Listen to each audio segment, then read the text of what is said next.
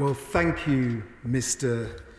Deputy Speaker. And let me begin by congratulating the member for Carshalton Wallington for securing this debate. He is an asset to his constituents, who I'm sure will be pleased to be represented by him in the admirable way in which he has already done so this evening. He's decent, he has a clever mind, but most importantly, he has a good heart, and that heart is in Carshalton and Wallington. Now, Mr. Deputy Speaker, I think all of us in this place recognise the difficult times through which the people of this country, and indeed the people around the world, have lived over the last couple of years. We have the COVID pandemic, Putin's illegal war in the Ukraine, long-gathering inflationary clouds that have created a perfect storm for all of us, but in particular, a perfect storm for vulnerable people. But this government and this country has consistently fought back against the virus, alongside our Ukrainian friends, and critically, from a Treasury perspective, from the Treasury bench, against the economic headwinds. As my honourable friend has outlined already, over the last 2 years, this government has provided one of the largest support packages in Europe, in contrast to the damaging actions in his own area of the London Mayor and his local Liberal council. 11,300 households in Carshalton and Wallington were eligible for means-tested cost of living payment this financial year, and 8,500 individuals were eligible for the disability cost of living payment. These households, which my honourable friend mentioned in his speech, I think 30,500 households, properties in his constituency, along with all their neighbours, would have been eligible for the energy price guarantee, the £400 energy bill support scheme, the £150 council tax rebate, and fuel and alcohol duty cuts. Energy support alone has paid for almost half of the typical family's energy bill from October 2022 to June 2023 through both the energy price guarantee and the energy bills support scheme. Now, it is in part thanks to these measures that growth and real incomes have been stronger than expected this year. Not just stronger than expected by the OBR, but also stronger than expected by international economist forecasters. Inflation has also come down significantly to less than half its 2022 peak, and in November fell to 3.9%, the lowest rate in over 2 years. Again, something that was not forecasted by the OBR or international forecasters. Now, I don't deny that the outlook for real incomes remains challenging. It remains very challenging for many people, particularly vulnerable people in my honourable friend's constituency and across the country, as does inflation. But that is why we have announced further support at the autumn statement in November to support the most vulnerable. The government will raise the local housing allowance rates to the 30th percentile of local market rents in April 2024. Now, in plain English, what does that mean?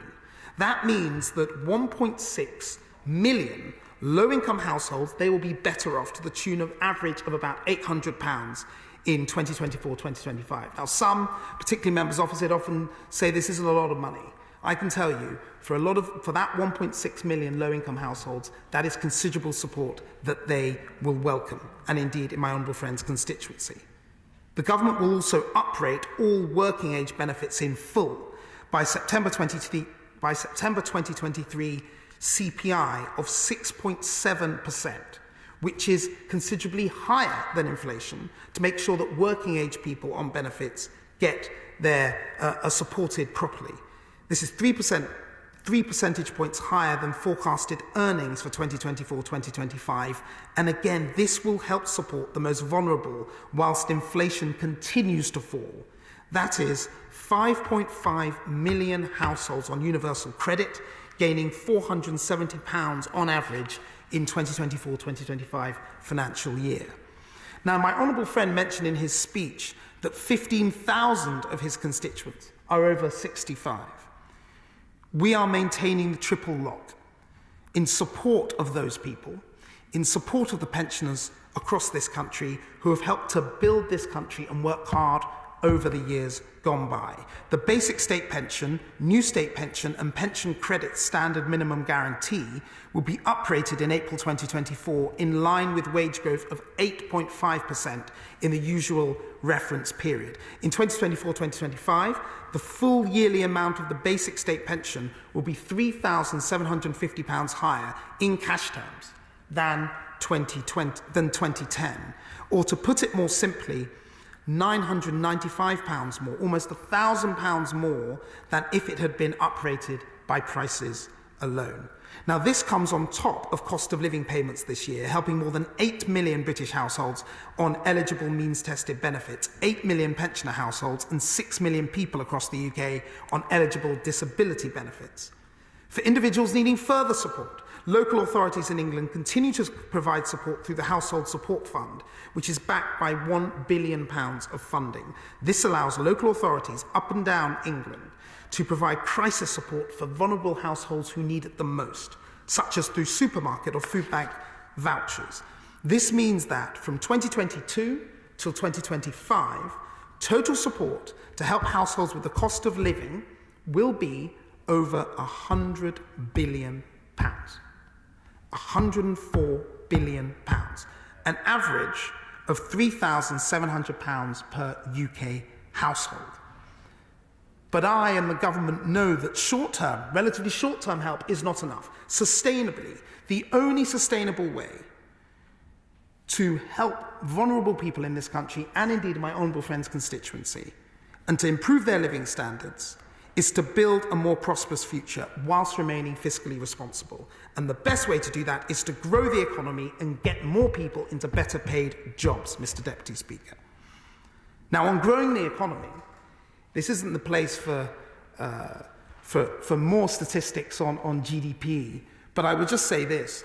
The autumn statement and the budget of last year in 2023, taken together, represented the biggest upgrade in GDP forecast that the OBR has ever scored. And that is showing the commitment and the delivery of this government on growing the economy, which provides a better future for all of us. When it comes to getting people into better paid jobs, from the 1st of April 2024, the government is increasing the national living wage by 9.8% to £11.44 an hour for eligible workers aged 21 or over. This represents an increase of over £1,800 to the earnings of a full-time worker on the national living wage. That will benefit over 2.7 million low-paid workers. Employees across the country, only this month, have seen their main national insurance contributions rate cut by about 17%. That is, cut from 12% to 10% from January this year. And the main rate of Class 4 national insurance for the self-employed will be reduced in similar terms by 9%, from 9% to 8% from April this year. This tax cut is worth £9 billion a year, the largest ever cut for employee and self-employed national insurance.